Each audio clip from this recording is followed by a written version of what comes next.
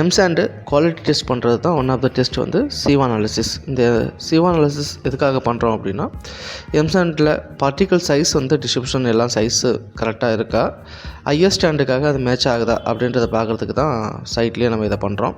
இதுக்கு நம்ம பண்ண வேண்டியது என்ன அப்படின்னா, சைட்லேருந்து ஒரு 2லேருந்து 3 கிலோ வரைக்கும் எம்சாண்ட் எடுத்து அதை நல்லா மிக்ஸ் பண்ணிவிட்டு ஈரம் இல்லாத அளவுக்கு நம்ம வந்து ட்ரை பண்ணிக்கணும். ஓவனில் வச்சு கூட ட்ரை பண்ணலாம், நார்மலாக வச்சு நம்ம ட்ரை பண்ணிவிட்டு ஈரம் இல்லாத அளவுக்கு எடுத்துகிட்டு 1 கிலோ அது வந்து நம்ம வெயிட் போட்டு எடுத்துக்கணும். அதன் பிறகு சீவ் செட்டை டாப்லேருந்து பாட்டம் வரைக்கும் கரெக்டாக ஆர்டர் பண்ணி செக் பண்ணிவிட்டு அதில் நம்ம எடுத்து அந்த 1 கிலோ வெயிட்டை வந்து அதில் எம்சாண்டை போட்டு கொட்டிட்டு ஒரு 15லேருந்து 20 நிமிஷம் நல்லா ஷேக் பண்ணணும். மேனுவலாகவும் பண்ணலாம், இல்லை மிஷினரிஸும் நமக்கு அவைலபிளாக இருக்குது, அதை கூட வச்சு பண்ணலாம்.